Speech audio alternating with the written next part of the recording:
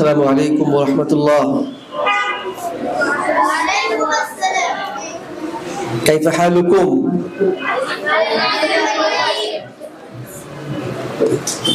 How are you, everybody? Alhamdulillah, I am also fine. إن الحمد لله والصلاة والسلام على رسول الله وعلى آله وأصحابه وبارك وسلم. فقد قال الله تعالى في كلامه المجيد وفرقانه الحميد: أعوذ بالله من الشيطان الرجيم بسم الله الرحمن الرحيم ولقد يسرنا القرآن للذكر فهل من مدكر. صدق الله العظيم. আল্লাহ তাআলার দরবারে লাখ কোটি শুকরিয়া আদায় করছি যে তানজুম্মা হিফজ মাদ্রাসা, তানজুম্মা ইন্টারন্যাশনাল তাহফিজ স্কুল কর্তৃক আয়োজিত আজকের এই সবক প্রদান অনুষ্ঠানে কিছু কথা বলার জন্য সুযোগ পেয়েছি। তোমরা দেখতে পাচ্ছ ইতিমধ্যে আমাদের মাঝে already has been present the chief guest of this program. He will give you the sabak and we have been waiting for that.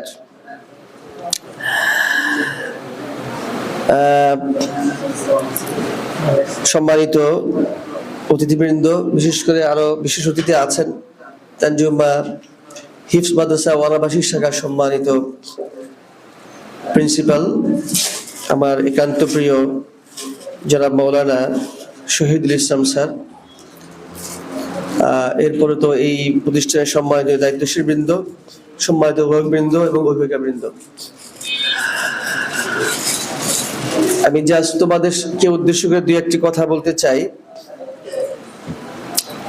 I want to say you something. Can you look at me and can you see, is this my right hand or left hand? This is right. Is this right? No, this is left hand and this is my right hand. Can you see my hand properly? Okay, thank you. I have recited an ayah from the Holy Quran before you. Here Allah Ta'ala said, وَلَقَدْ يَسَّرْنَا الْقُرْآنَ وَلَقَدْ يَسَّرْنَا الْقُرْآنَ. يَسَّرْنَا, that means you have already, you can see on the first page this ayah and the translation of this ayah. Allah Ta'ala has said here, we have certainly revealed it. We have made easy and we have made the Quran easy to remember. Okay, that means to preserve in our mind. That means Allah Ta'ala has made the memorization in a very easy way. As Allah Ta'ala has said, this is easy to memorize, but sometimes we feel it's very hard to memorize.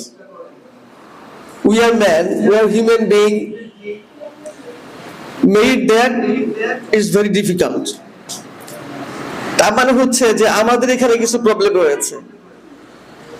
এখানে তোমরা you have already passed your two stage, that means qaida stage and ampara stage, three stage, sorry, two stage, ampara stage and nazai stage.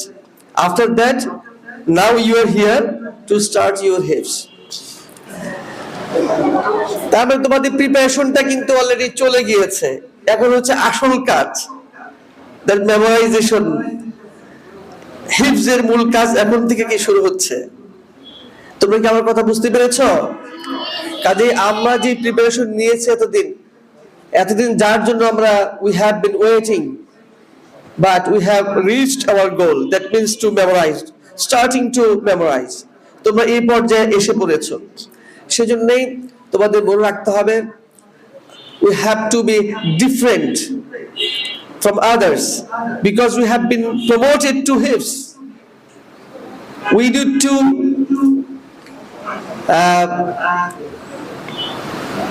see everything, and we have to show everything in different ways. আমাদেরকে একটু different থাকতে হবে, আগের মতো থাকলে চলবে না। কারণ আমাদের কি হয়েছে, প্রমোশন হয়েছে। সাপোজ যখন আমরা ক্লাস 2 তে পড়ি, suppose I am in class 2 this year, but after next year, in the next year I will be in class 3, standard 3. Every activity in my life should be different from the behavior of class 2 and that of class 3. Can you get my point? So আমাদের কথাবার্তা, আমাদের behaviour, আমাদের চলাফেরা, everything should be better than before. With my parents, with my teacher, with my classmates, with my friends, সকল কিছুই আগের থেকে different হবে। তা মানে যদি আমি আমার কথাবার্তায় যদি কোনো ধরনের অসুবিধা থেকে থাকে বা ইতিমধ্যে করে ফেলেছি, এখন ওভাবে চলবে না। কারণ হচ্ছে আল্লাহর কালামটাকে আমি ধারণ করতে চাই। আল্লাহ তাআলা বলছেন সহজ, কিন্তু আরেক জায়গায় আল্লাহ তাআলা কি বলছেন জানো? আল্লাহ তাআলা বলছেন যে ইন্না সানুলকি আলাইকা কাওলান সাকিলা। হে নবী, আমি তো আপনার কাছে যেটা দিচ্ছি এটা তো খুব একটা ভারী, ওয়েটফুল,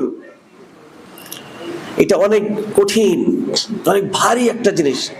তোমরা বড় হলে, when you will become grower, you will be grown, you will become to know that when the revelation was revealed upon the Prophet Muhammad sallallahu alaihi wasallam, যখন এই তোমার রাসূলের উপর ওহী নাযিল হতো, রাসূল সাল্লাম কি তার চেহারা পরিবর্তন হয়ে যেত। বুঝতে পেরেছো? আমরা তো জাস্ট একটা উস্তাদজি পড়াচ্ছে বা একটা মানে কিতাব আকারে একটা কিতাব পেয়েছে, কিন্তু ইটস নট মানে খুব একটা সহজ বা খুব হালকা কোনো বিষয়। এটা অনেক বড় একটা বিষয়, অনেক পুত পবিত্র একটা বিষয়। তাই এটা হচ্ছে আল্লাহ তাআলার কালাম। এই কালামটাকে যদি আমি আমার ভিতরে রাখতে চাই, তাহলে আমার সবকিছুই শুড বি বেটার। আমার দিকে তাকাও, লুক এট মি, আমি বলছি every activity should be better. আমার সাথে বলো তো কি বলছি? our every activity should be better. আমরা করতে পারবো তো ইনশাআল্লাহ? আমরা যদি সেটাকে আমাদেরকে সেটা করতেই হবে, যেহেতু আমরা হিফজ করতে চাই। তাছাড়া কিন্তু it's never be possible to memorise. আমরা দেখেছি অনেকে শুরু করতে পারে, his starting was good but his closing not good.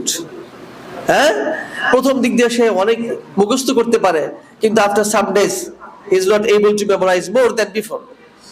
এটা কিন্তু অনেক সময় নিচের দিকে চলে যায়। তাহলে আমরা কি সামনের দিকে যেতে চাই নাকি নিচের দিকে যেতে চাই? সামনের দিকে ইনশাআল্লাহ। আমরা রাজি আছি তো? আমরা 2 বছরের ভিতরে হিফজ শেষ করতে চাই, আমরা পারবো? কে কে পারবে? উইদিন 2 ইয়ার্স পারবে? সাহস আছে? আচ্ছা আচ্ছা, আসে বলো ইনশাআল্লাহ। আল্লাহ তাআলা তৌফিক দিন তোমাদেরকে।